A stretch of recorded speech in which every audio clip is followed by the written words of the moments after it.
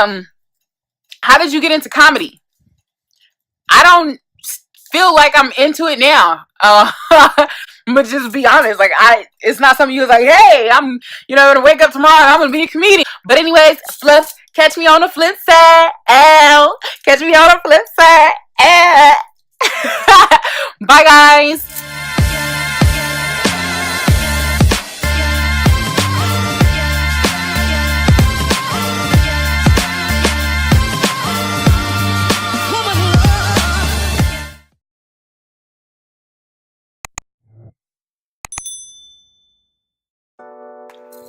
Hey, what's up, Fluff Bunnies? It's me, Fluffy. So I hope you guys are all doing well out there. But if you guys have noticed, the last couple of days, I've been asking you in between my community tab and on Instagram to ask me some questions so you guys can get to know me. I feel like I've got 125 videos out there now, and you guys have absolutely no idea who I really am. I know some of you guys have spent time with me on my lives, but it really doesn't give you a chance to really get to know me. So I hit the YouTube and the Instagram streets, and you guys have left me some questions. So I have about 14 of them to get through. So I'm going to be reading back and forth. So when you see me like that, it's because I'm reading a question, and then I'm going to try to answer them the best way and the most honest way I know how to. So let's get into this. All right.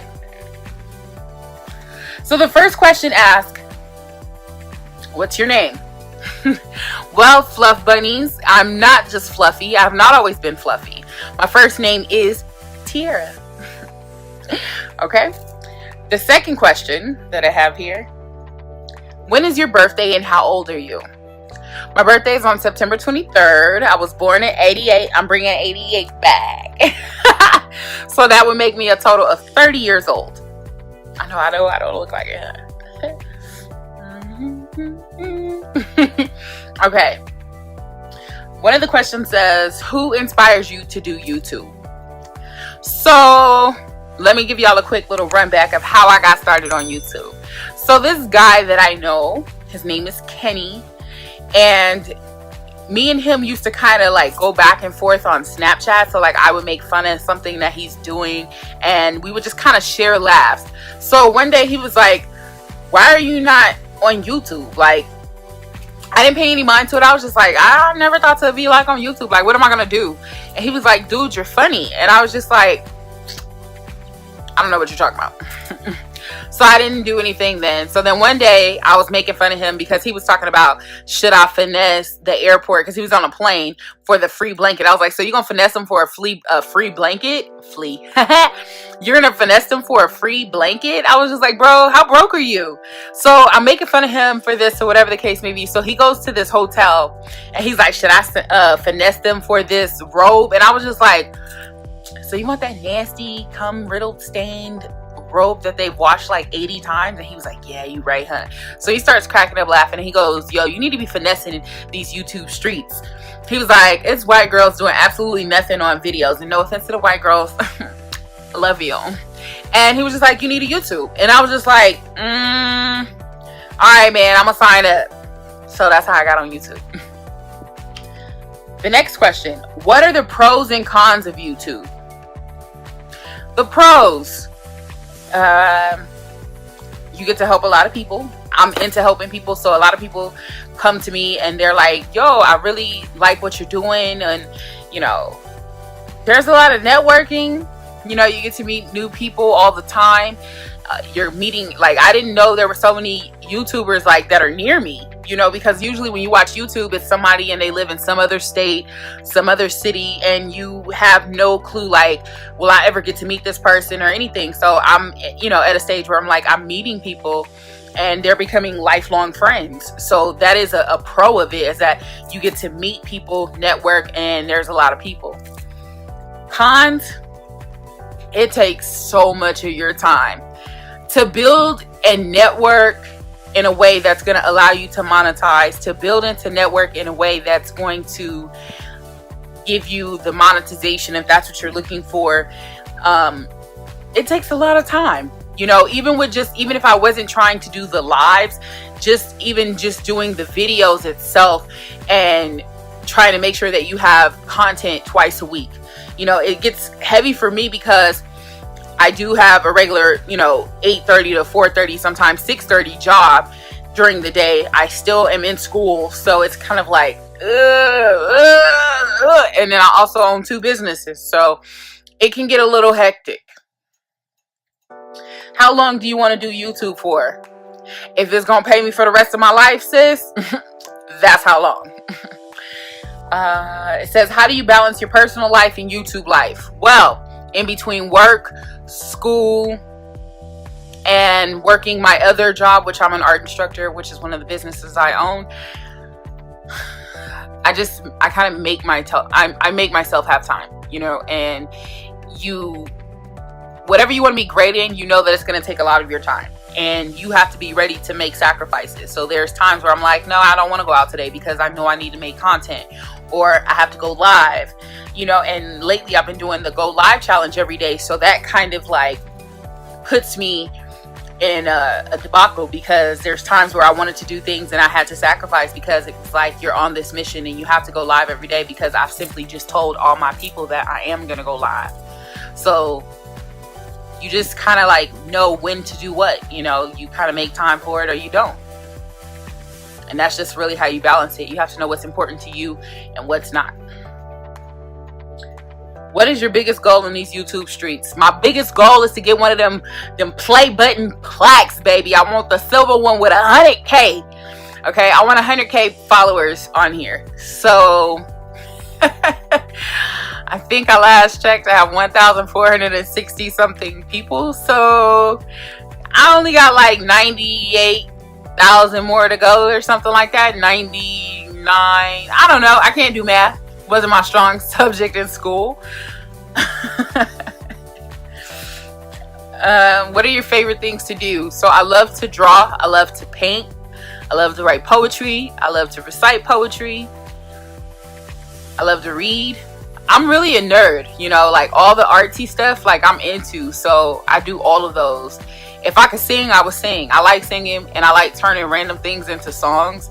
So if you've ever watched any of my lives, you know that I always have like a little song or a jingle or something like that.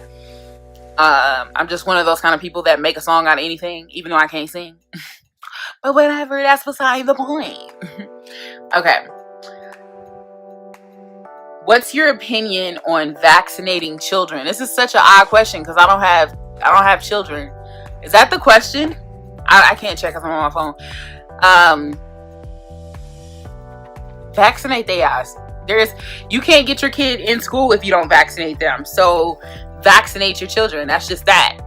Who would ask me a question like this? Like, like, why would you ask me a question? Because I have vaccinations because I work with kids. So I have to believe in them. So,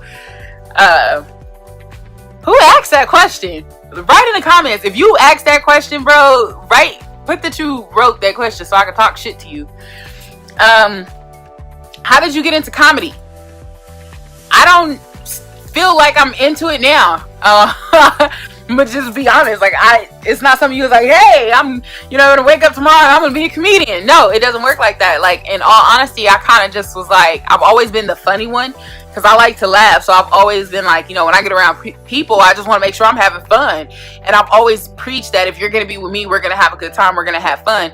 So naturally, it happens. It's not like I set out to be like, I'm gonna tell this joke at Hair by Freckle, I'm telling the joke and no, it doesn't get planned like that. It just happens.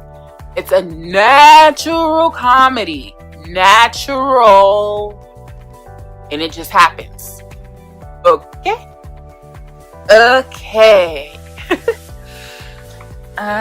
What are you doing after you get your PhD? I don't know. I can honestly be honest because I love school, and I'm gonna be honest, the only reason why I want my PhD is so you guys can call me doctor. So then I'll be Dr. Fluffy. There's no real reason other than to go through all this school just to get your doctorate's degree, just so you can just be like, I'm a doctor. That's all. It's about ego. It probably shouldn't be, but it's about ego. That's it. So after it, I hope to have a high price paying job. But if YouTube want to come through, okay, if YouTube wants to come through, baby, and they want to pay these bills, then honey, I'm gonna be a doctor in these YouTube streets. That's it. But aside from that, no, seriously, if not, I would love to be a professor. I've always wanted to teach. I've always wanted to, be in front of people and have a classroom to myself and be a teacher. So, in all honesty, I would just love to be a professor, whether it be an online professor or a, roll up to my office during visitation hours. You know what I'm saying? Come through. But yeah, I would love to be a professor. Oh, and I'm getting my PhD in public policy, focusing on management and leadership. There you go. Okay, so I can tell you all about your business. So if you need a consultant, please hit me up in the comments below. Thank you. Okay, let's see. What's the next question? What are your greatest accomplishments? Everything I ever set forth and said I'm gonna do and did it well. Everything that I've ever done well is an accomplishment to me, to be honest with you. Whether it's me helping somebody walk across the street, it's an accomplishment. Or whether it's me drawing on a pair of shoes, it's an accomplishment. So I look at my life as not just those are my greatest accomplishments, because I feel like when you do that, you also set yourself up to be able to look at all the things that were not accomplished. So I don't really like to look at it like that. But I will say that yes, I'm getting a PhD. I'm quite proud of myself for that. I feel like I'm growing and blossoming into a wonderful person. I feel like I've changed a lot of my ways, so I'm really not like the same kind of person that I used to be. So I'm pretty happy about that for it is what it is. So yeah, my whole life is a great accomplishment, okay? All right, let's see. Would I do the letting the person in front of me decide what I eat for the next 24 hours? Actually, this is the second time that I've been told this, so I think I'm gonna do it.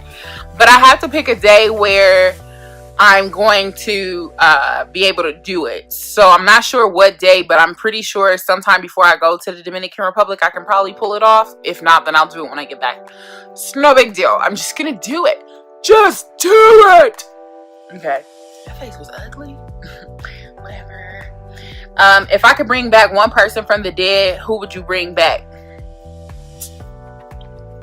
If I could bring back one person, I think I would bring back my mom's mom, which is my grandmother, my grandma Barbara. Just because when I was coming up, she was always there.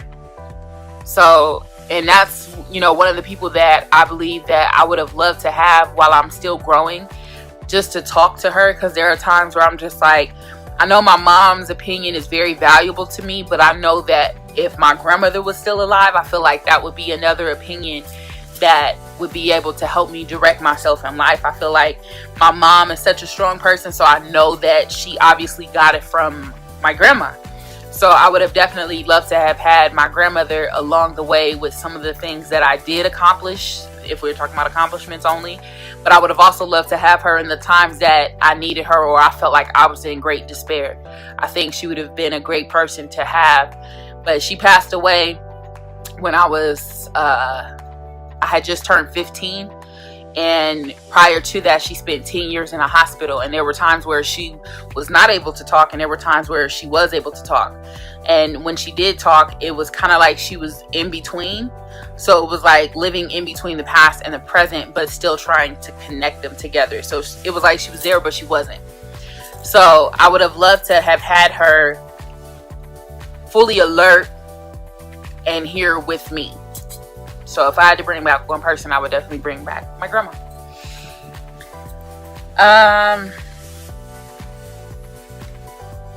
Where do I work? In a group home. I'm a group home supervisor and a case manager. Do I want to do it forever? No. Do I like helping people? Yes. Do I hate my coworkers? Yes. I don't hate them. I just strongly dislike some of them with a passion. But I'm pretty sure the feeling is mutual, which is cool by me. I don't care. All right. So, where do you see yourself in 5 years? Definitely with my PhD. Definitely with 100K plus in these YouTube streets, and still making funny videos, and somebody's professor somewhere living the good life. Ain't going back and forth with you, living a good life. That's where I see myself in 5 years. Hopefully I'll have some kids by then, because you know, when I get to 35, I ain't got no kids, baby, it's a wrap. I don't wanna. Thank you. What are your greatest regrets? I don't have any. Okay, I don't have any. I don't live life with no regrets. I just don't. Okay, the snap. Okay, it was a little much. Okay, I got off beat. Whatever. I don't have any regrets. The way I live my life is the way that it happened, and I shouldn't have any regrets. So I don't live my life with regrets. But anyways, that was the last of the questions. Okay, so once I got to the end, we had to speed through. But anyways, Fluffs, catch me on the flip side. Catch me on the flip side. Bye, guys.